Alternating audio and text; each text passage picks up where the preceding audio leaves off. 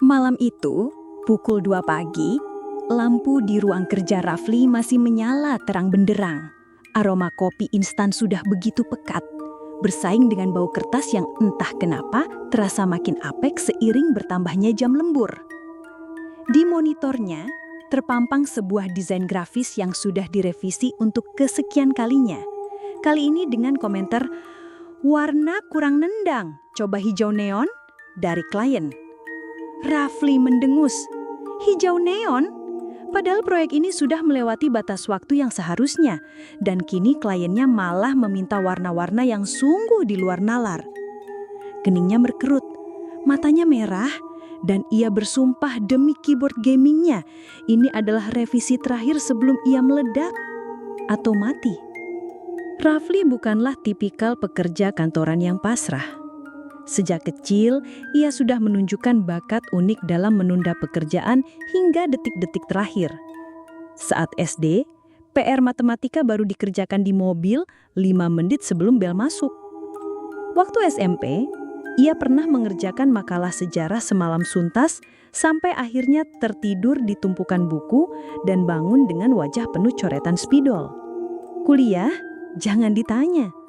Dosennya sampai hafal dengan wajah lelah Rafli di pagi hari setelah begadang semalaman mengerjakan tugas. "Rafli, kamu ini seperti jam alarm yang rusak," kata Bunita, dosen pembimbing skripsinya suatu ketika. Selalu berbunyi di waktu yang salah dan justru membuat orang lain kesal. Bagi Rafli, deadline adalah sebuah tantangan, sebuah musuh yang harus ia taklukkan dengan strateginya sendiri. Semakin dekat deadline, semakin ia merasa tertantang untuk menunda. Ia percaya tekanan adrenalin di menit-menit terakhir adalah sumber inspirasi terbaiknya. Hasilnya, kadang gemilang, kadang hancur lebur. Pernah ia berhasil memenangkan kompetisi desain grafis tingkat nasional berkat begadang 3 hari 3 malam, tetapi pernah juga ia lupa mengirimkan lamaran pekerjaan penting karena terlalu asik menunda sampai batas waktu terlewat. Masa hidup Rafli memang absurd. Ia punya jadwal tidur yang terbalik, makan siang jam 3 pagi, dan seringkali bangun dengan kebingungan hari apa ini. Teman-temannya sering menjulukinya manusia anti-deadline. Ironisnya karena ia selalu menentang konsep tenggat waktu, namun selalu berhasil menyelesaikannya pada detik-detik terakhir. Ia punya koleksi mug kopi terbanyak di kantor, dengan berbagai tulisan kocak seperti "Sleep is for the weak" dan "Just 5 more minutes or hours".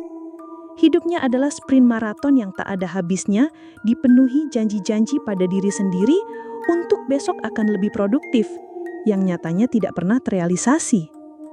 Suatu hari ia mendapatkan proyek desain yang sangat menjanjikan dari sebuah perusahaan besar. Bayarannya lumayan, portfolionya akan makin mentereng. Namun seperti biasa, Rafli menunda. Ia sibuk bermain game, menonton serial, bahkan mengecat ulang kamarnya yang tidak ada urgensinya sama sekali.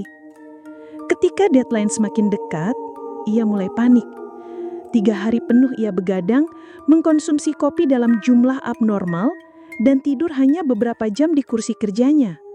Matanya cekung, rambutnya acak-acakan, dan pikirannya mulai kacau. Klien meminta revisi demi revisi, seolah-olah mereka ingin menguji batas kemampuannya. Dari kurang cerah, terlalu terang, fontnya aneh. Coba pakai warna pelangi. Permintaan revisi itu terus berdatangan tanpa henti. Rafli mulai merasa jiwanya tercabik-cabik. Malam naas itu, ketika revisi hijau neon datang, sesuatu dalam diri Rafli patah. Ia menatap layar, kemudian menatap cangkir kopinya yang sudah kosong. Ia merasa kepalanya berputar dan jantungnya berdegup tak karuan. "Revisi lagi?" teriak Rafli. Suaranya parau dan melengking. Tangannya mengepal, gemetar. "Ini sudah cukup, cukup, cukup." Ia berdiri, mengambil ancang-ancang, dan dengan segenap sisa tenaga yang ia miliki, ia mengayunkan tangannya, siap membanting monitor. Namun entah karena kelelahan ekstrim atau karena kopi yang berlebihan, ia kehilangan keseimbangan. Kakinya tersandung kabel keyboard yang melilit di lantai, tubuhnya oleng dan kepalanya membentur meja kerja dengan bunyi buh yang lumayan keras. Hening. Monitor masih menyala, menampilkan desain dengan warna hijau neon yang kini terlihat begitu menyebalkan. Cangkir kopi terguling, menumpahkan sisa ampasnya. Rafli terkapar di lantai, tubuhnya tak bergerak. Beberapa jam kemudian, adiknya Rina datang untuk mengeceknya. Ia menemukan Rafli tergeletak masih dengan wajah lelah dan ekspresi terkejut yang membeku. Di sampingnya, selembar kertas bertuliskan, "Aku tidak akan merevisi lagi, tidak akan." Berita kematian Rafli menyebar dengan cepat. Penyebabnya, kelelahan ekstrim akibat kebanyakan revisi yang diperparah dengan insiden kepala terbentur meja. Semua orang yang mengenalnya tidak bisa menahan tawa campur sedih. "Kematian paling Rafli banget," kata salah satu temannya sambil menggeleng-gelengkan. Bahkan di pemakamannya ada yang bercanda. Jangan-jangan dia telat bangun di akhirat nanti. Tak lama setelah kematiannya, desas-desus mulai beredar. Lampu kantor tempat Rafli bekerja sering berkedip-kedip di malam hari. Kopi di pantry tiba-tiba habis tanpa jejak. Dan yang paling aneh, sering terdengar teriakan melengking dari ruangan desain grafis yang kosong. "Revisi lagi!" Tentu saja, itu adalah pocong Rafli. Ia gentayangan, masih terikat dengan dendam revisi yang tak kunjung usai. Namun, pocong Rafli bukanlah pocong yang seram. Ia masih mempertahankan kekocakan dan keabsurdannya semasa hidup. Ketika ada desainer yang lembur, pocong Rafli akan muncul, melayang-layang di belakang mereka dengan kain kafan yang sedikit kotor dan wajah pucatnya. Tapi bukannya menakut-nakuti, ia malah melakukan hal-hal konyol. "Revisi lagi!" teriaknya. Suaranya menggema. Namun, alih-alih membuat takut, ia malah menunjuk-nunjuk monitor dengan jari telunjuknya yang kaku. Itu warna pinknya kurang ngejreng. Coba deh pakai pink fuksia." Para desainer yang lembur awalnya ketakutan setengah mati. Tapi setelah berkali-kali melihat pocong Rafli yang lebih mirip komedian daripada hantu, mereka mulai terbiasa. Bahkan ada yang mengajaknya ngobrol. "Mas Pocong, ini klien minta revisi lagi nih," keluh seorang desainer muda bernama Dimas suatu malam.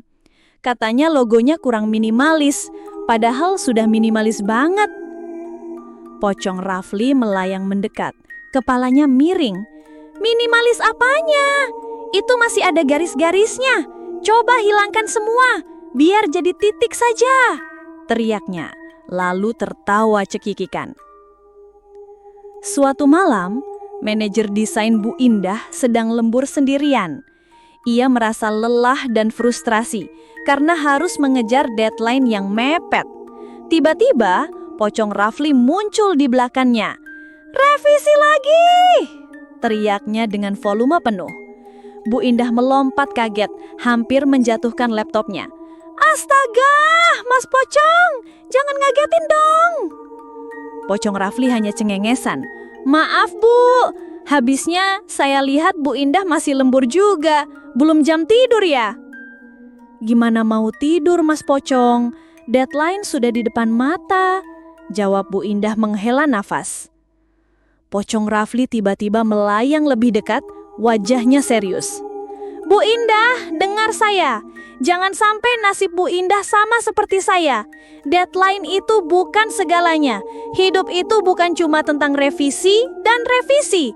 Sesekali lupakan deadline itu, Bu. Tidur saja, besok baru dikerjakan." Bu Indah terdiam. Kata-kata dari pocong itu, entah kenapa, terasa begitu bijak dan menyentuh. Ia menatap pocong Rafli yang kini sedang sibuk membetulkan letak kain kafannya yang sedikit miring. "Memang sih, saya dulu suka menunda. Tapi percaya deh, ujung-ujungnya juga meregang nyawa gara-gara revisi," lanjut pocong Rafli, menunjuk dadanya yang terbalut kain kafan. "Jadi, Bu Indah, ayo pulang. Tidur! Jangan sampai jadi pocong anti deadline seperti saya. Sejak saat itu, pocong Rafli tidak lagi hanya berteriak, "Revisi lagi!" Ia juga sering memberikan nasihat-nasihat ala pocong tentang pentingnya istirahat, manajemen waktu, yang ironisnya tidak pernah ia terapkan semasa hidup, dan jangan terlalu ambil pusing soal pekerjaan. Para karyawan mulai menganggapnya sebagai maskot kantor yang unik, sekaligus pengingat agar tidak terlalu terikat dengan pekerjaan. Kisah pocong anti deadline memang terdengar konyol, namun sejatinya menyimpan sebuah ironi yang mendalam. Di zaman serba cepat ini, ketika hidup seolah dipaksa berlari mengejar tenggat waktu yang tak ada habisnya, kematian Rafli menjadi sebuah sindiran telak. Kita berlomba-lomba untuk menjadi yang tercepat, yang terproduktif, hingga lupa bahwa tubuh dan jiwa punya batasnya. Apakah revisi atau deadline sepadan dengan kesehatan mental dan fisik yang terkuras?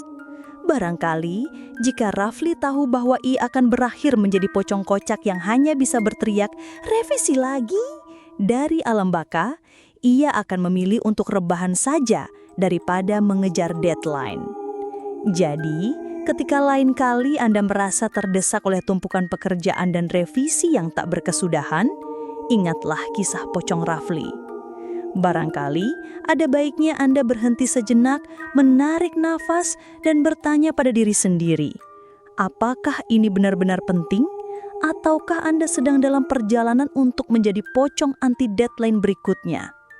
Toh mati karena revisi sepertinya bukanlah prestasi yang patut dibanggakan, apalagi jika Anda harus gentayangan sambil mengomentari warna hijau neon.